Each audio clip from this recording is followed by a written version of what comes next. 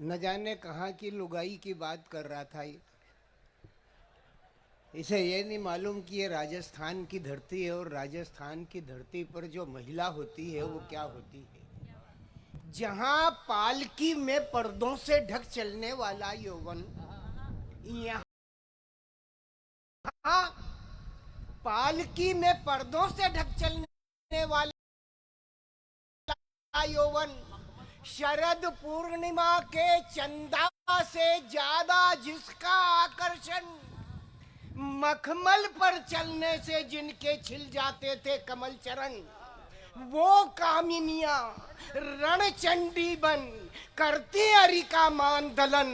आन बान का राजस्थान, मान का राजस्थान, धनुष बाण का राजस्थान, शीश दान का राजस्थान, शीश दान का राजस्थान। क्या बात, क्या बात, राजस्थान की माटी है। यहाँ की माटी में एक महिला ने उदय सिंह की रक्षा करके इस देश को सब कुछ दे दिया। उस पन्ना धाई की जय बोलना चाहिए। राजस्थान की माटी से निकल करके आती है आवाज।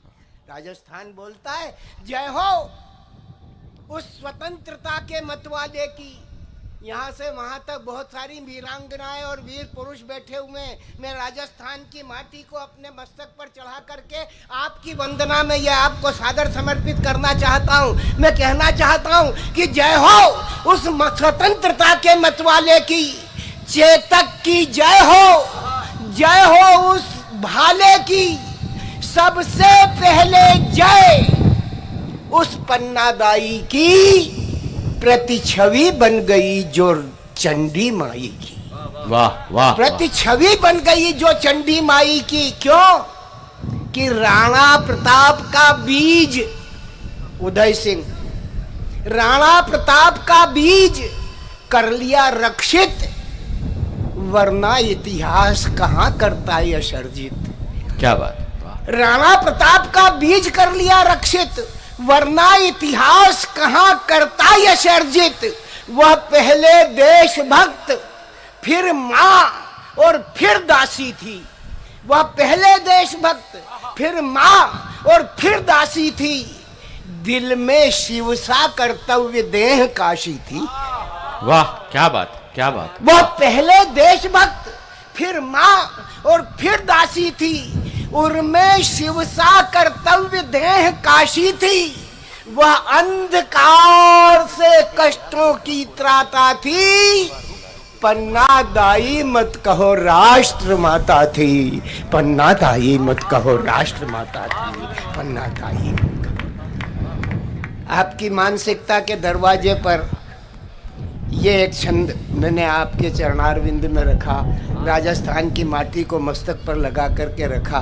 मैं जानना चाहता हूँ, मैं समझना चाहता हूँ। हमारे बीच में शैलेश हैं और मुझे इस बात का गौरव है कि शैलेश को पहली बार कवि सम्मेलन में खड़ा करने का काम मैंने किया है। और आपके निकट भीनमाल, और आज से कितने बरस हो गए? 41 साल पहले।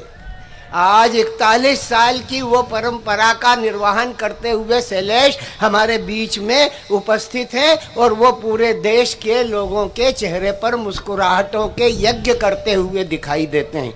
हम सब लोग यहाँ पर बैठे हुए हैं, आप भी उन्हीं की प्रतीक्षा में बैठे हुए हैं। इसलिए आप सुन होकर के राजस्थान नहीं बैठता। जो तलवार चलाना जानते हैं वो तालियां बजाया नहीं करते, वो तो तलवार ही बजाया करते हैं। और जो तलवार बजाया करते हैं उनके पास वीरता का, वीरत्व का अभिमान होता है। लेकिन दुनिया बड़ी रंग रंगीली है और रंग रंगीली दुनिया में हम आजकल जिस वातावरण को भोगते हैं वो वातावरण ऐसा है कि हम जिनके पीछे चलते हैं वो वीर नहीं होते, वचन वीर होते हैं।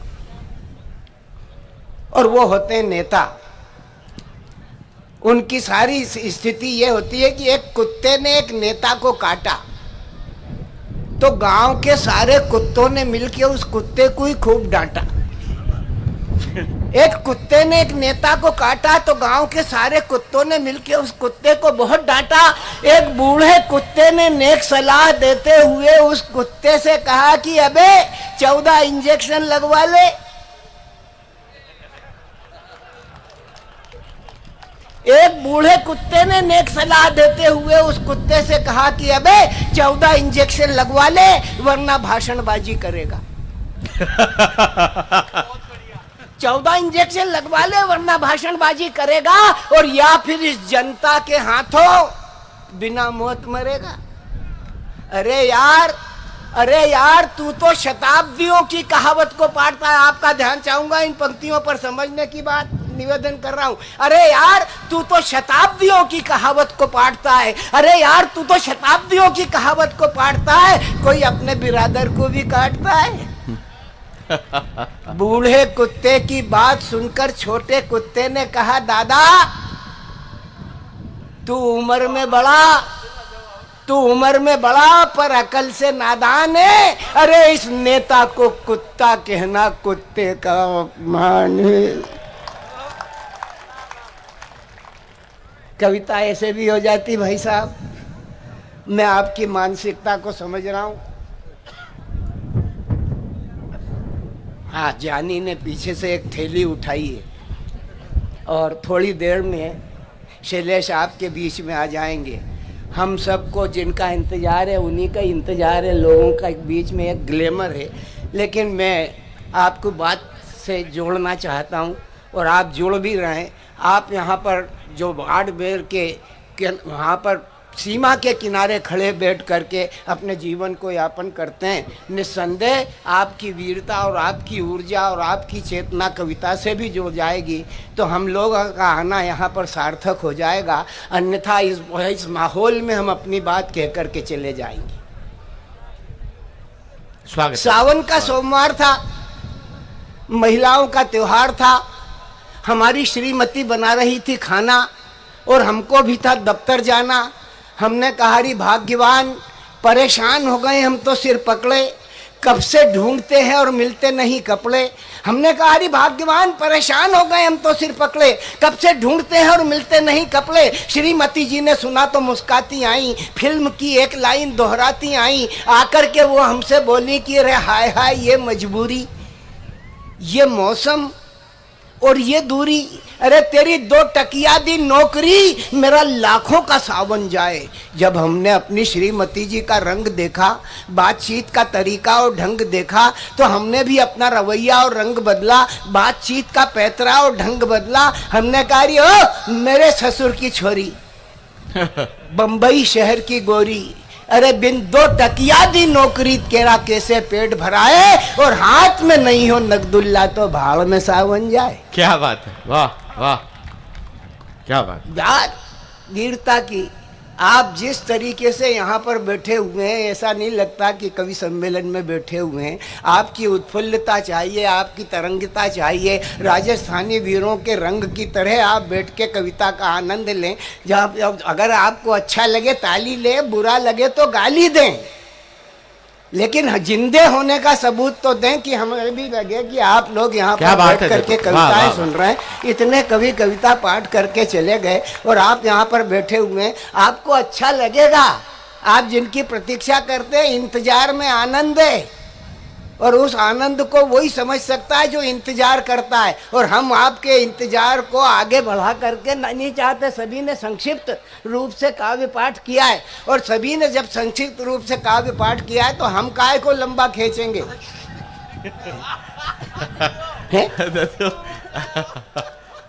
सभी के साथ यही हुआ। एक कविता पढ़ना चाहता हूँ, आप अनुमति दें। एक व्यंग्य की कविता आप तक पहुँचाना चाहता हूँ। एक नेताजी जनसंपर्क कर रहे थे। चुनाव आते हैं, नेता आते हैं, जनसंपर्क करते हैं। जनसंपर्क करते हैं तो हाथ मिलाते हैं तो हाथ ही मिलाते चले जाते हैं, पाँव पड़ते हैं तो पाँव ही पड़ते चले जाते हैं। उन्हें यही ध्यान नहीं रहता कि उन्होंने रामलाल के 20 बार पाँव पढ़ लिए और रामलाल को कोई काम नहीं तो वो पाँव ही पढ़वा रहा है। इस कविता में 3 डायमेंशन, नेता है, पुलिस है और कुत्ता है। एक नेताजी जनसंपर्क कर रहे थे, 10-20 चमचे इर्द गिर्द फिर रहे थे। लोगों से मिल नेता आगे बढ़ गए और बुजुर्गों के झुंड में एक कुत्ता खड़ा था, उसके भी पांव पड़ गए। वाह। बुजुर्गों के झुंड में एक कुत्ता खड़ा था, उसके भी पांव पड़ गए। एक दूसरी बिरादरी का नेता बोला, यार एक दूसरी बिरादरी का नेता बोला, यार इस कुत्ते के चरण छूकर, इस कुत्ते के चरण छूकर ये नेता तर जाएगा, इस कुत्ते के चरण छूकर ये नेता तर जाएगा। लेकिन तभी एक बुजुर्गवार ने उसे समझाते हुए कहा, भैया तू तो चुप रहे, अरे तुझे मालूम नहीं कि इस नेता के चरण छूने से वो ईमानदार कुत्ता मर जाएगा, वो ईमानदार कुत्ता इस नेता के चरण छूने से, इस नेता के चरण छूने से वो ईमानदार कुत्ता मर जाएगा। यह बात सुनकर उन्होंने एक ठहाका लगाया, यह बात सुनकर उन्होंने एक ठहाका लगाया। ठहाका सुनकर के एक हवलदार आया, ठहाका सुनकर के एक हवलदार आया। कलेक्टर द्वारा घोषित कर्फ्यू सा छा गया। माननीय कलेक्टर साहब आप विराजमान है। कलेक्टर द्वारा घोषित कर्फ्यू सा छा गया और हंसने वाले को 2 थप्पड़ लगा गया। बोला, साले इस रोतले देश में हंसते हो? बोला, साले इस रोतले देश में हंसते हो? हमें देखकर कुत्ते पे फप्ती कसते हो?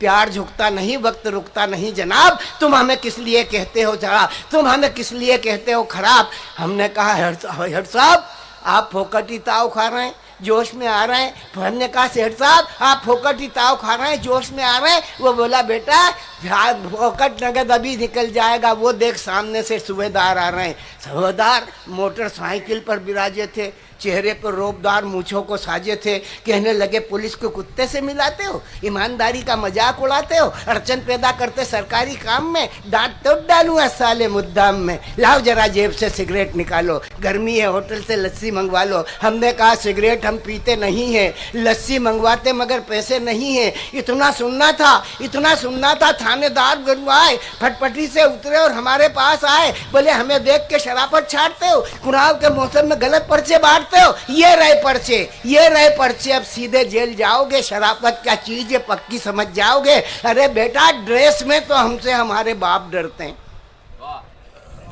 ड्रेस में तो हमसे हमारे बाप डरते हैं। हमें देख अटेंशन होकर सलाम करते हैं, हमें देख अटेंशन होकर सलाम करते हैं। अभी तो हम ड्रेस में, छोड़ेंगे कैसे? अनड्रेस होते तो समझाते वैसे। उसी समय वही कुत्ता जिसके पांव पड़े थे, उसी समय वही कुत्ता दौड़ा हुआ आया, थानेदार पर झपटा और काट खाया। थानेदार गाली की गोली छोड़ने लगे। गाली की गोली छोड़ने लगे। और उन्होंने कौन सी गाली दी ये आपको पता लगेगा। थानेदार गाली की गोली छोड़ने लगे, कुत्ते की माता से नाता जोड़ने लगे। कुछ लोग बोले जो वहां पर खड़े थे कि इसी के तो पांव अभी नेता ने पड़े थे। एक बोला, उसी पांव पड़ने का प्रताप है, काटने की कला में वो नेता भी टाप है। एक बोला, उसी पांव पड़ने का प्रताप है, काटने की कला में वो नेता भी टाप है। उस नेता का रिएक्शन इस श्वान पर हुआ है। उसी समय वही कुत्ता दौड़ा हुआ आया, थानेदार पर झपटा और काट खाया। थानेदार गाली की गोली छोड़ने लगे, कुत्ते की माता से नाता जोड़ने लगे। कुछ लोग बोले जो वहां पर खड़े थे, जो इसी के तो पांव अभी नेता ने पड़े थे, वो बोला, उसी पे पांव पड़ने का प्रताप है, काटने की कला में वो नेता भी टाप है। उस नेता का रिएक्शन इस श्वान पर हुआ है, और इस कुत्ते के पूजित ईमान पर हुआ है, और इस तरह सारे हिंदुस्तान पर हुआ है।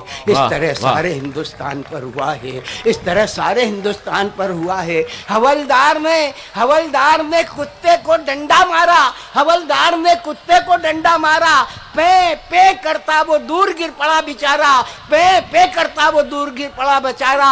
हवलदार का डंडा अपना काम कर गया, और देखने वाले बोले, देखा नेता के छूने से मर गया। इस प्रजातंत्र में ये सब सहना पड़ेगा, और नेता ही महान है, ये कहना पड़ेगा। बहुत बहुत धन्यवाद।